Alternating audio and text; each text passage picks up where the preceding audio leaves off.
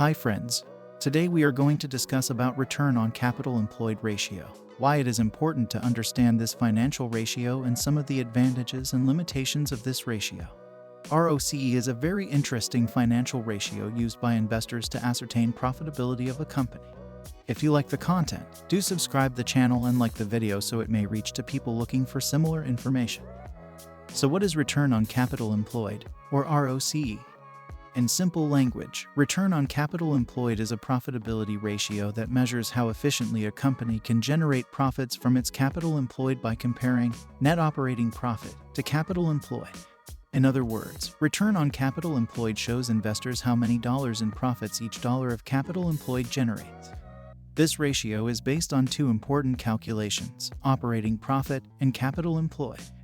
Net operating profit is often called EBIT, or earnings before interest and taxes. Earnings before interest and taxes is often reported on the income statement because it shows the company profits generated from operations. EBIT can be calculated by adding interest and taxes back into net income if need be. Capital employed is a fairly complex term because it can be used to refer to many different financial ratios. Most often, capital employed refers to the total assets of a company less all current liabilities. This could also be looked at as stockholders' equity less long-term liabilities. Both equal the same figure. Now let's see the formula to calculate ROCE. Return on capital employed formula is calculated by dividing net operating profit, or EBIT, by the employed capital. So why is it important? The return on capital employed ratio shows how much profit each dollar of employed capital generates. Obviously, a higher ratio would be more favorable because it means that more dollars of profits are generated by each dollar of capital employed. Let's understand this with an example. Jack's Auto Body Shop customizes cars for celebrities and movie sets. During the year, Jack had a net operating profit of $100,000. Jack reported $100,000 of total assets and $25,000 of current liabilities on his balance sheet for the year. Accordingly, Jack's return on capital employed would be 1.33.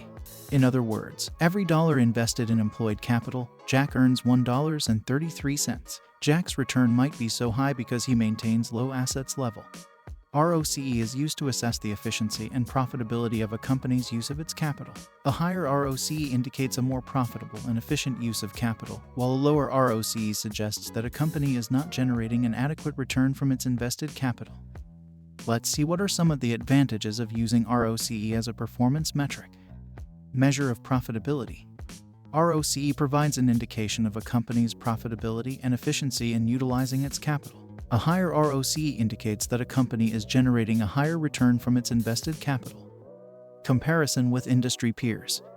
ROCE can be used to compare a company's performance with that of its peers in the same industry, providing valuable insights into how the company is performing relative to its competitors. Assessment of capital management.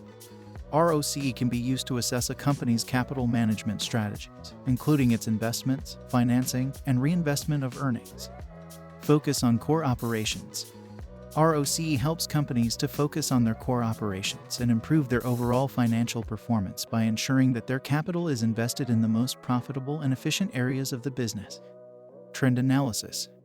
ROCE can be calculated over a number of periods to assess trends in a company's profitability and capital efficiency, helping to identify areas for improvement and monitor progress over time. Now let's understand some limitations and drawbacks of the ROCE ratio. Limited scope.